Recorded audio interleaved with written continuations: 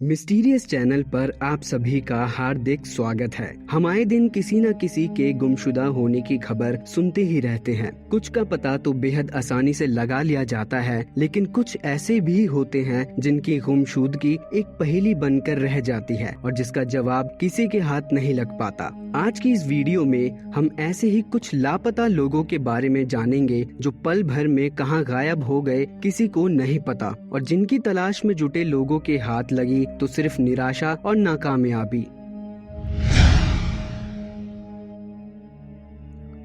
Amelia Earhart. Amelia Earhart एक अमेरिकी pilot थी जिन्होंने अपने जज्बे और हौसले से अपने समय के उड़ान के सारे रिकॉर्ड तोड़ दिए थे। अमेलिया को दुनिया के बेहतरीन पायलट्स में गिना जाता था। उनके नाम दुनिया के कुछ ऐसे रिकॉर्ड्स थे जिसे जानकर आप हैरान रह जाएंगे। साल 1932 में अमेलिया दुनिया की पहली महिला पायलट बनी थी जिन्होंने हवाई जहाज से अटलांटिका महासागर पार करने का करिश्मा करके दिखाया था, जिसके बाद उन्हें क्वीन ऑफ द ईयर के पद से भी नवाजा गया। केवल इतना ही नहीं बल्कि हवा में 18,000 की ऊंचाई पर जाना, प्रशांत महासागर को अकेले हवाई जहाज से पार करने जैसे कई कारनामे अमेलिया ने करके दिखाए। लेकिन एक दिन अमेलिया के साथ वो हुआ जिसकी उन्होंने कभी कल्पना भी नहीं की होगी। प्रशांत महासागर को पार करने के अपने दूसरे प्रयास में जब 2 जुलाई 1937 को अमेलिया ने उड़ान भरी तो कुछ मील दूर पर ही उन्होंने प्लेन में लगे रेडियो के जरिए एक संदेश कंट्रोल रूम में भेजा।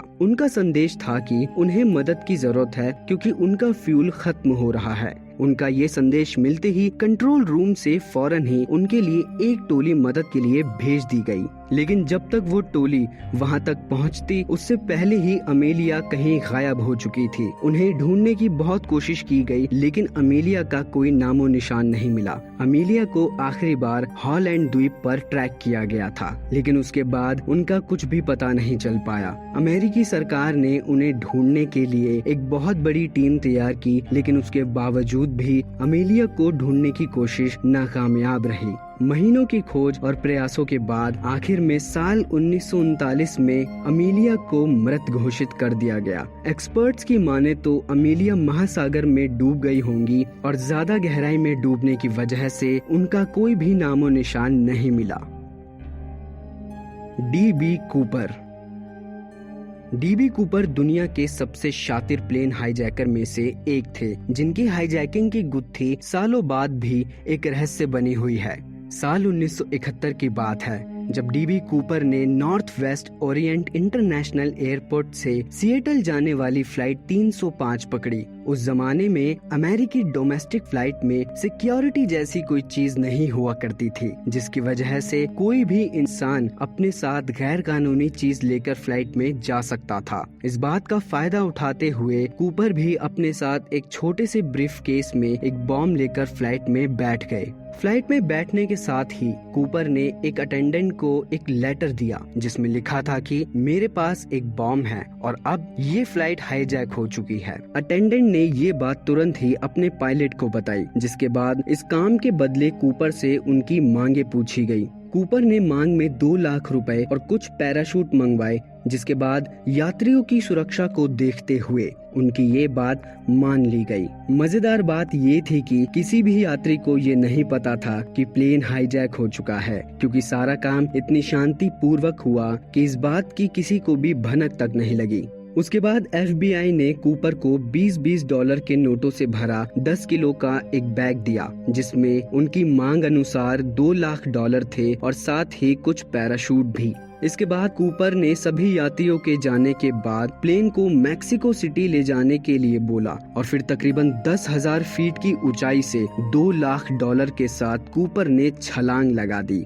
इसके बाद कूपर कहाँ गए ये आज एक रहस्य बना हुआ है। हालांकि एक्सपर्ट्स ये मानते हैं कि जिस तैयारी के साथ कूपर आए थे उनका इतना ऊंचाई से छलांग लगाकर बच पाना असंभव है, क्योंकि उनके द्वारा जो पैराशूट चुना गया था वो उस समय के लिए सही नहीं था और साथ ही वो 10 किलो के बैग के साथ कूदे थे, तो जाहिर है हवा में काफी दिक्कतों का सामना करना पड़ा होगा। लेकिन ये महज एक अनुमान है, क्योंकि इस घटना के बाद कूपर ना तो जिंदा मिले और ना ही मुर्दा। Sean Flint.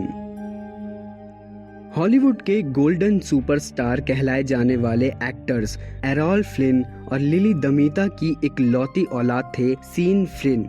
सीन पेशे से एक अभिनेता, एक गायक और साथ ही साथ बहुत कुछ थे, लेकिन उनको असली पहचान एक फोटो जर्नलिस्ट होने से मिली। सीन अपने जमाने के एक मशहूर फोटो जर्नलिस्ट थे।